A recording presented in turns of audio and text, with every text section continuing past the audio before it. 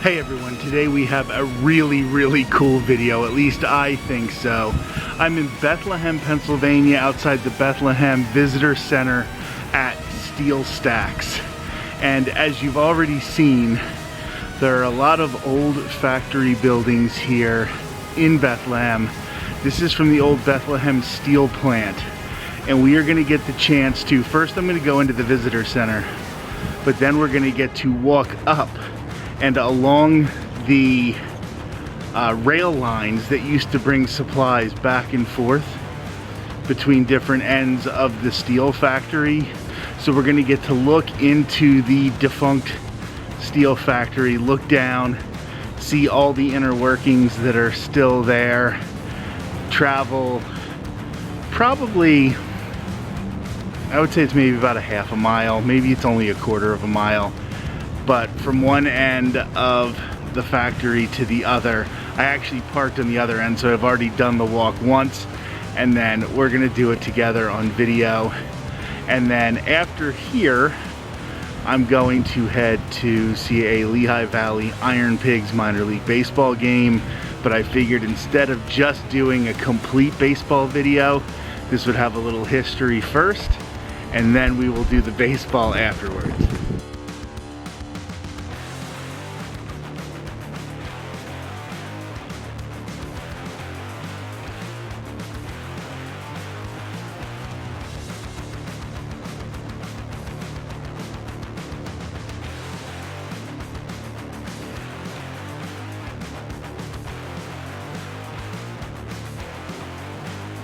The visitor center was already closed for the day, but while we're still on the lower level,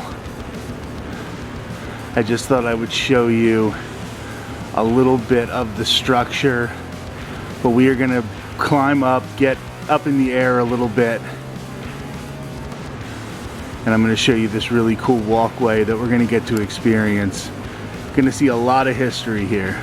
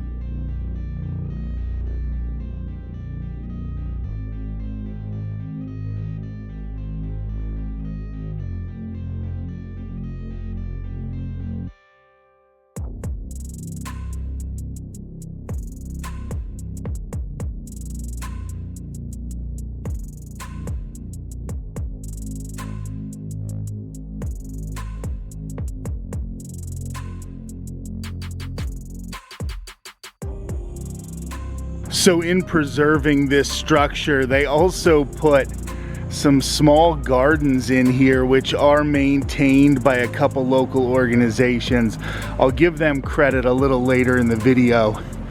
But as you'll see here, we have the first of the trolleys. These were electric vehicles that went back and forth on a rail line from this end of the factory to the other end of the factory, carrying supplies so that they could quickly take the steel from one end, or what would become the steel, from one end to the other, in between these processes that had to be done very, very quickly. And you can still see these vehicles just abandoned here, and it makes for some really cool images, but it's very touching and symbolic as well when you're looking at them all these years after the closure of the Bethlehem Steel factory.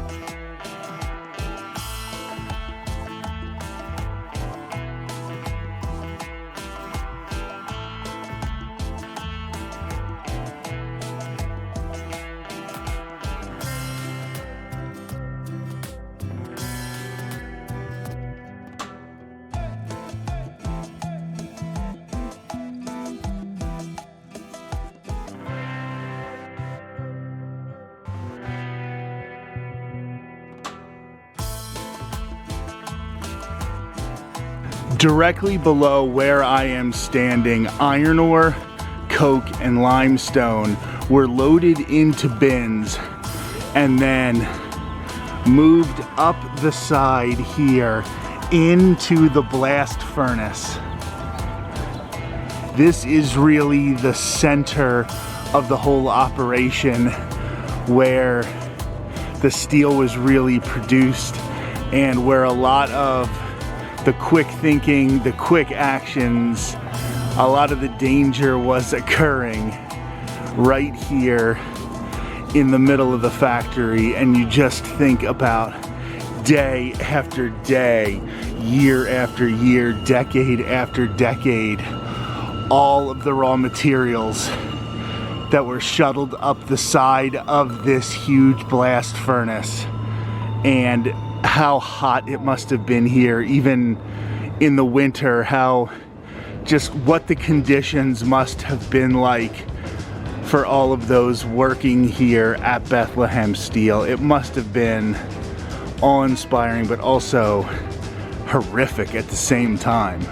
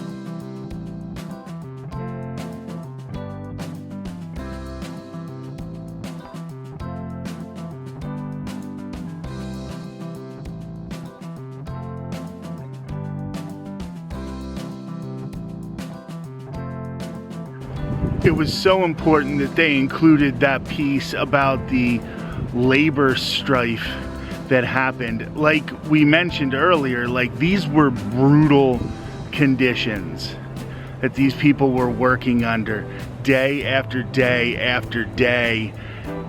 One of the strikes that was mentioned led to the reduction to an 8-hour workday. An 8-hour workday in this factory with all of the things that you've already seen happening constantly 24/7 all around those workers.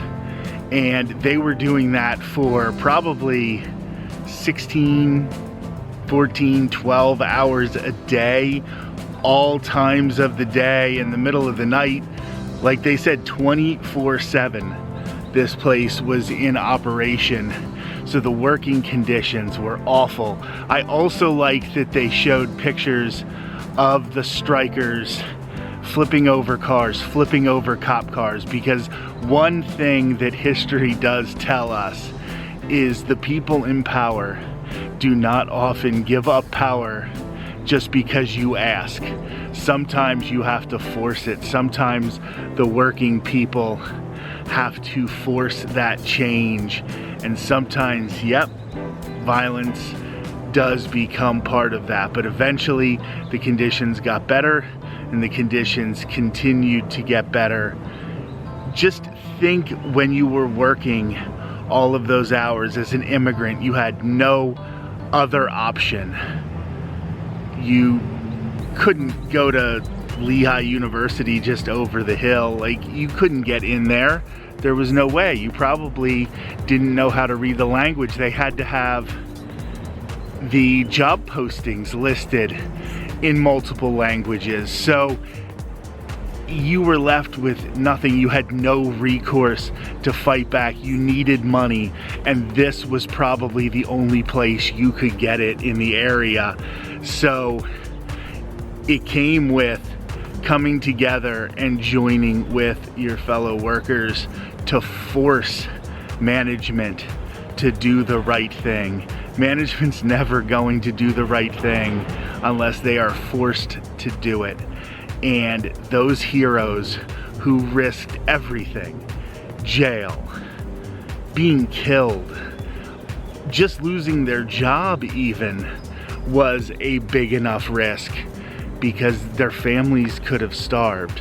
So those workers are truly, absolutely American heroes. And it does serve as a reminder that when they try to divide people, when they try to put down people of color, marginalized communities, members of the LGBTQ plus community, they are trying to keep workers and keep regular people from coming together and make a real difference. So that's something very, very important to remember.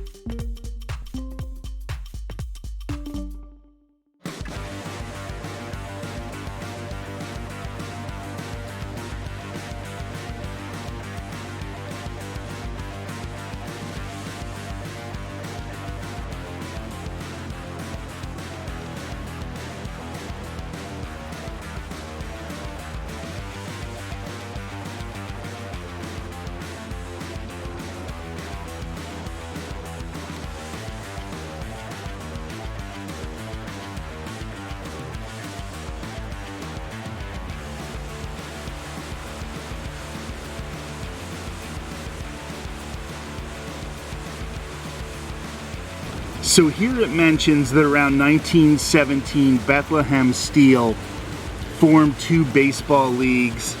And as you read more into it, it says there were big league players avoiding the World War I draft, and teams were originally made up of professional players, but then they ended up being players from the plant. They started getting mixed in, and then they became plant teams on their own. It's actually even a little different than that. There was a law passed that Major League Baseball players were going to have to give up baseball and do something that helped the war effort, either join the military or work somewhere like Bethlehem Steel. Bethlehem Steel ended up creating these leagues and giving these players a chance to make a lot of money, play games, and some of them took part in factory work. Actually, Babe Ruth himself worked at the Lebanon Bethlehem Steel factory as a runner, where he played one game before he got sick, and then World War I eventually ended and the law was no longer in effect. But that is a really interesting story about baseball, sports, and this part of American history. Here's a picture of the stacks from St. Michael's Cemetery. It was taken in 1935. Here are some details right here. And it's so interesting because I can actually see St. Michael's in the distance. How haunting must it have been to either be at a funeral at St. Michael's and look down and see these stacks, or be working at the stacks and look over at St. Michael's. As many of these immigrants, they came here, they went to St. Michael's, they worked, they died, and even in death, they had to stare at the stacks for the rest of eternity. It's just really, really almost macabre.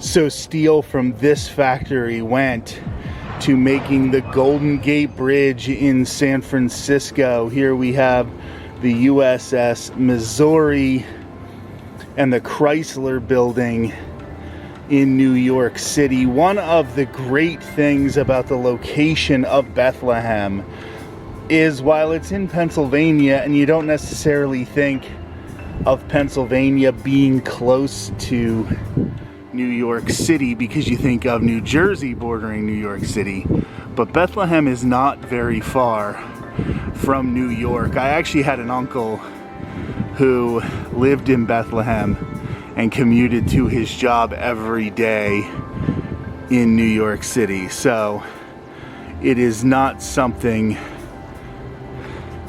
that is all that out of the question. So the close proximity to this city that was building skyscrapers, and skyscrapers needed the steel, and they needed working class people, and they were available all over the Northeast, immigrants all over the Northeast, even Native Americans. A lot of the skyscrapers in New York were built with Native Americans alongside Irish immigrants.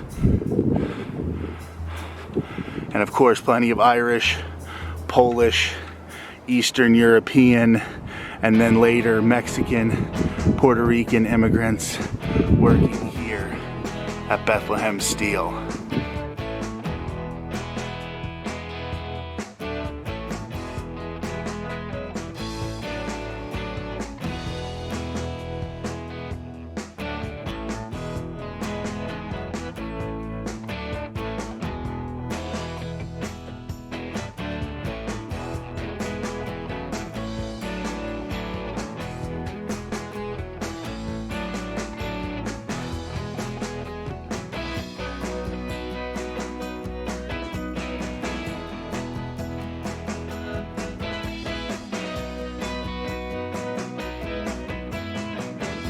Look into this building and think about the generations and generations of people who worked inside it, coming here and working the day after their kids were born, or they got married, or their kids got married, or coming in here and working after listening to Babe Ruth in the World Series on the radio the night before. Like, when you think about the lives that happened in this factory, it is so incredibly inspiring, I think.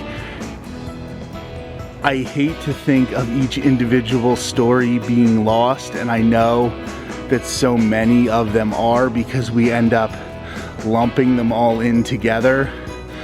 But they were all people who had families, who had dreams, who worked so hard in this factory, risking their lives, risking their limbs, risking their own health, so that they can make a better world for their families, or just put food on the table. And it is really, really inspiring. And you just think about all those moments.